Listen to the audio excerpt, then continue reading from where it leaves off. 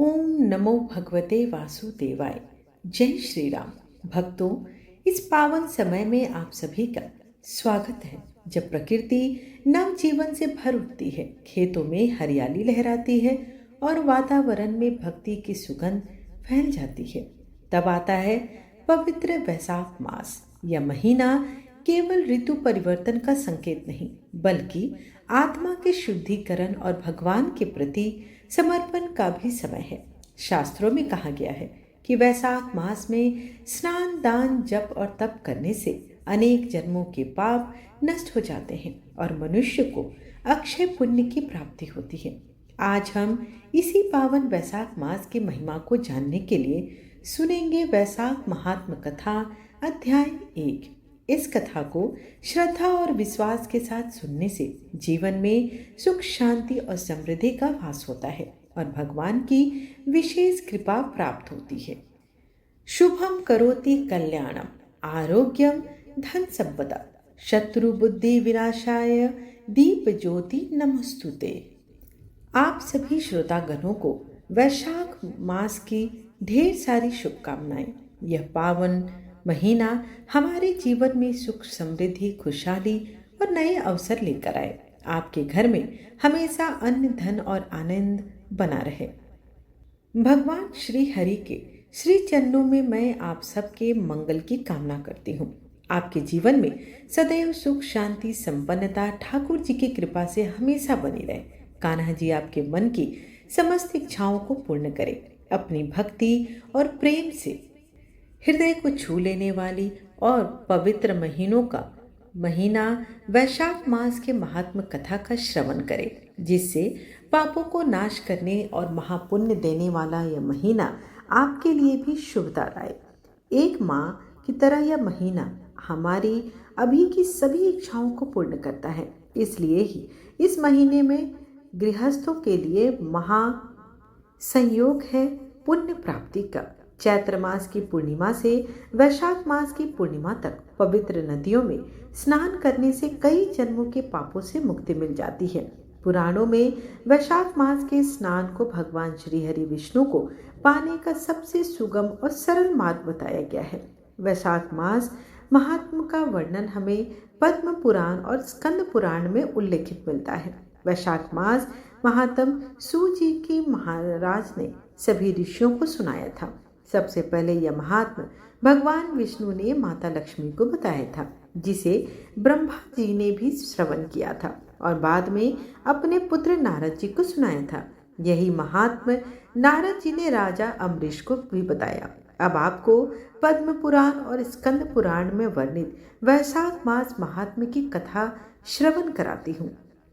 चैत्र मास की पूर्णिमा से शुरू करके वैशाख पूर्णिमा तक रोज एक अध्याय नियम से सुनेंगे। पूरे वैशाख के महीने इस महात्मा को सुनने मात्र से ही हमें श्री कृष्ण की कृपा, आशीर्वाद और प्रेम भक्ति सहज में ही प्राप्त हो जाती है। आइए गणेश जी का ध्यान करते हुए आज की पवित्र कथा का शुभारंभ करती हूँ। इस पवित्र कथा का रसपान वैशाख महीने में बहुत ही अधिक फलहारी है। बोलो लक्ष्मी नारायण भगवान की जय। हरे कृष्ण, जय श्री राधे। वैशाख मास के ठाकुर की जय। वैशाख महात्म्य की जय। वैशाख मास महात्म्य पहला अध्याय। आज इस प्रथम अध्याय में श्री सूत जी महाराज सभी ऋषियों के पूछने पर उन्हें नारद मुनि द्वारा सुनाया गया महात्म्य बता रहे हैं। अब किस तरह बता रहे हैं और क्या हुआ था? एक समय की बात है। नैमिषारण्य तीर्थ में सनक आदि 88,000 ऋषियों ने पुराणों और वेदों के ज्ञाता श्री सूत जी महाराज से वैशाख मास महात्म्य सुनाने की प्रार्थना की। इस पर श्री सूत जी बोले कि ऋषिवरों, भगवान ब्रह्मा जी के पुत्र महर्षि नारद जी ने एक समय राजा अम्बरीश ने यही प्रश्न पूछा था और कहा था कि हे ब्राह्मण श्रेष्ठ, आपने सब मासों के महात्म्य सुनाए, परंतु मैंने सुना है कि वैशाख मास सब मासों में उत्तम है। इसलिए अब आप कृपया करके मासों में श्रेष्ठ वैशाख मास के महात्म्य का वर्णन करने की कृपा करें। इस मास में क्या दान करना चाहिए, उसका फल क्या है, कौन से कर्म करने से कौन से देवता प्रसन्न होते हैं, भगवान का पूजन कैसे होता है, यह सब कुछ मुझे विस्तार पूर्वक कहिए। राजा अम्बरीश की बात सुनकर मुस्कुराते हुए नारद जी बोले, हे राजन, सभी मासों के महात्मा को भगवान विष्णु ने लक्ष्मी जी से कहा था। वही भगवान ब्रह्मा जी ने मुझे भी सुनाया, उसी को मैं तुमसे कहता हूँ। वैसे तो सभी मास श्रेष्ठ हैं और भगवान विष्णु को कार्तिक मास, माघ और वैशाख महीने सबसे अधिक प्रिय हैं। इन तीनों में से वे वैशाख मास को अधिक श्रेष्ठ माना गया है। यह महीना माता के समान सब जीवों के मन इच्छित फल देने वाला, इस मास के सेवन से प्राणी को समस्त अभिलाषाएं दूर हो जाती है। इस मास में धर्म, यज्ञ, तप, स्नान, व्रत आदि करने से प्राणी के समस्त पाप नष्ट हो जाते हैं। इस मास की देवता प्रशंसा करते हुए भगवान भी नहीं थकते, इसके सेवन को ललायत बने रहते हैं। जिस तरह विद्याओं में वेद, मंत्रों में प्रणव, वृक्षों में कल्पवृक्ष, गौ में कामधेनु, नागों में शेषनाग, पक्षियों में गरुड़ जी, देवताओं में श्री विष्णु, भगवान वर्णों में ब्राह्मण, प्रिय वस्तुओं में प्राण, मित्रों में पत्नी, नदियों में गंगा, तेजधारियों में सूर्य, शस्त्रों में सुदर्शन चक्र, धातुओं में स्वर्ण, वैष्णवों में शिव तथा मणियों में कौस्तुभ मणि सर्वश्रेष्ठ है। उसी प्रकार भगवान के भक्तों के लिए वैशाख मास सबसे उत्तम है।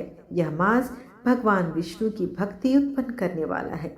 जो प्राणी वैशाख मास के मेष राशि की संक्रांति में सूर्योदय से पहले स्नान करते हैं, उनके लक्ष्मी जी सहित भगवान विष्णु अत्यंत प्रसन्न होते हैं। जिस प्रकार अन्न से सब प्राणी प्रसन्न रहते हैं, उसी तरह वैशाख मास में स्नान करने वाले सब पापों से मुक्त होकर वैकुंठ धाम को चले जाते हैं। जो व्यक्ति वैशाख मास में मेष राशि के सूर्य में प्रातः स्नान कर भगवान की परिक्रमा करते हैं, उन्हें 100 रास यज्ञों का तथा 10 सहस्र अश्वमेघ यज्ञों के बराबर पुण्य फल की प्राप्ति होती है। वो समस्त पापों से मुक्त होकर अंत में भगवान की कृपा से वैकुंठ धाम को जाते हैं। हे वरिष्ठ, यदि प्राणी वैशाख मास का सेवन करने के लिए किसी तीर्थ में ना जा सके तो उसे अपने नगर के बाहर वाले किसी जलाशय के जल में ही स्नान कर लेना चाहिए। यम की आज्ञा से शास्त्रों में लिखे पाप उसी समय तक गरजते हैं जब तक मनुष्य वैशाख स्नान नहीं करता। परम पुनित वैशाख मास में भगवान विष्णु की आज्ञा से समस्त तीर्थों के देवता सूर्य देव से 6 घड़ी तक जल के बाहर सब प्राणियों के हित के लिए ठहरते हैं। परंतु इस समय तब भी जो स्नान के लिए नहीं आता, वह आपको श्राप देकर अपने धाम को चले जाते हैं। इसलिए इस मास में प्रत्येक मनुष्य को अवश्य ही स्नान करना चाहिए। हे राजन, धर्म के अनुसार वैशाख मास में स्नान करना सबसे अति उत्तम और शुभ कार्य है। स्नान करने से भगवान प्रसन्न होते हैं। जो वैशाख मास में स्नान नहीं करते वे अभाग्य होते हैं। इसके बाद नारद जी पुनः बोले, हे राजन, वैशाख के समान कोई मास नहीं है, सतयुग के समान कोई युग नहीं है, वेद के समान कोई शास्त्र नहीं है और गंगा जी के समान कोई तीर्थ नहीं, जलदान के समान कोई दान नहीं, सुखी जीवन से बढ़कर कोई लाभ नहीं, उपवास के समान कोई तप नहीं, दान से बढ़कर कोई सुख नहीं, दया के समान धर्म नहीं, धर्म के समान मित्र नहीं, सत्य के समान यश नहीं, आरोग्यता के समान हर्ष नहीं, भगवान विष्णु से बढ़कर कोई रक्षक नहीं, माधव के समान पवित्र इस संसार में और कोई दूसरा नहीं तथा वैशाख मास जैसा भी और दूसरा नहीं। राजा अम्बरीश ने पूछा कि हे मुनि, वैशाख माह के व्रत का क्या विधान है? इसमें किस तपस्या का अनुष्ठान करना पड़ता है? क्या दान होता है?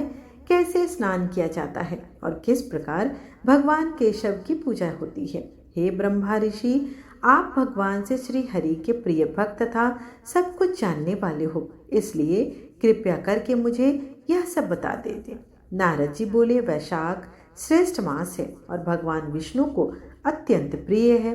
भगवान के प्यारे इस महीनों को जो लोग यूं ही व्यर्थ गवा देते हैं, वो धर्महीन होकर पशु योनि पाते हैं। उनका कुआं, बावड़ी, बाग आदि लगाना भी सब व्यर्थ हो जाता है। जो इस महीने में नियम पूर्वक भोजन करते हैं वह भगवान के वैकुंठ लोक को जाते हैं।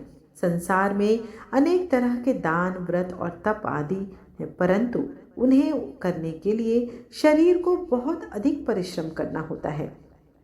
इनको करके संसार में बार बार जन्म भी लेना पड़ता है, परंतु वैशाख मास में केवल स्नान कर लेने से ही प्राणी मोक्ष को प्राप्त होता है। सब दानों में जो मनुष्य मिलता है और सब तीर्थों में स्नान से जो फल मिलता है उसी को मनुष्य वैशाख मास में सिर्फ जलदान करके प्राप्त कर लेता है। जिसमें जलदान करने का सामर्थ्य ना हो वह दूसरों से कहकर जलदान करावे, दूसरों को जलदान का महत्व समझावे। यह कर्म भी सब दानों से अधिक उत्तम है। तराजू के पलड़े में सब प्रकार के दान और दूसरे पलड़े में जलदान का पुण्य रखकर तोलो तो जलदान का पुण्य हमेशा भारी रहेगा। जो मनुष्य वैशाख में सड़क पर यात्रियों के लिए प्याव लगाता है वह अपने करोड़ों कुल का उद्धार करके विष्णु लोक में प्रतिष्ठित होता है। हे नृपश्रेष्ठ, प्याव लगाने से देवता, पितर और ऋषि सभी प्रसन्न होते हैं। जिसने प्याव लगाकर रास्ते के थके मांधे मनुष्यों को संतुष्ट किया उसने ब्रह्मा, विष्णु और शिव आदि देवताओं को संतुष्ट कर लिया। हे राजन, वैशाख मास में जल की इच्छा रखने वाले को जल, छाया चाहने वाले को छाता और पंखे की इच्छा रखने वाले को पंखा देना चाहिए।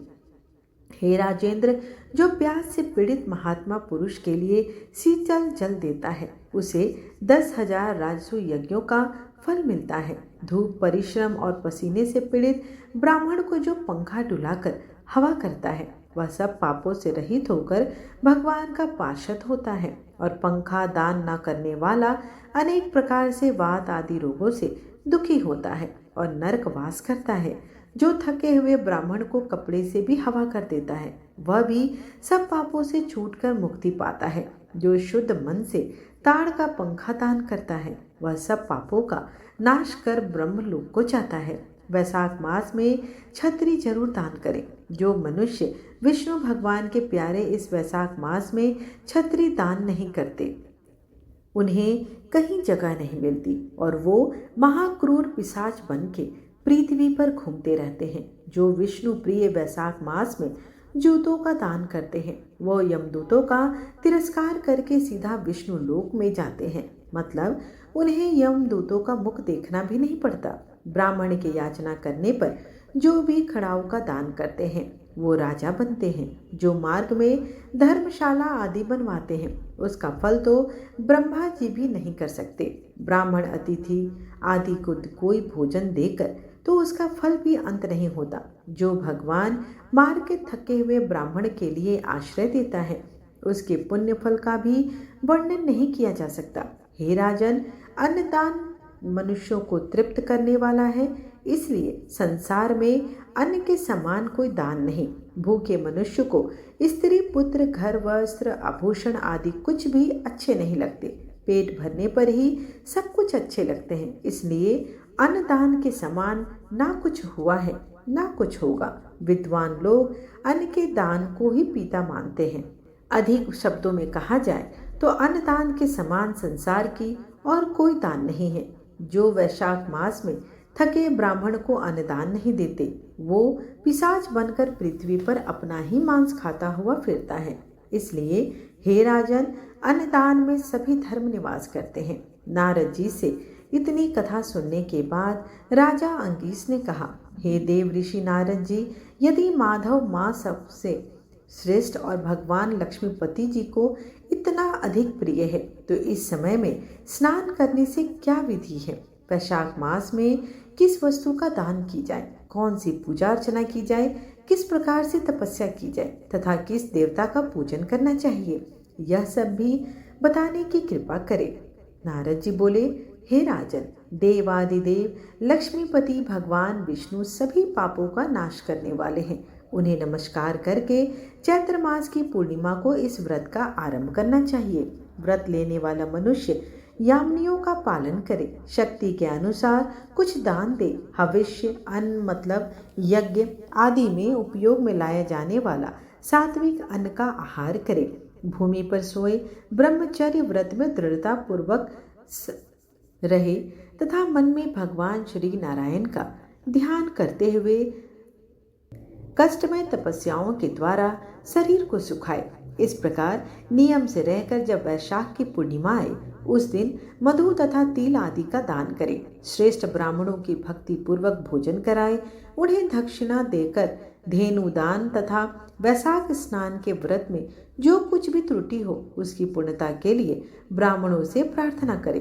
वैशाख मास महात्म्य अध्याय 1 संपूर्ण कल वैशाख मास महात्म्य अध्याय 2 में आगे की कथा का रसपान करेंगे।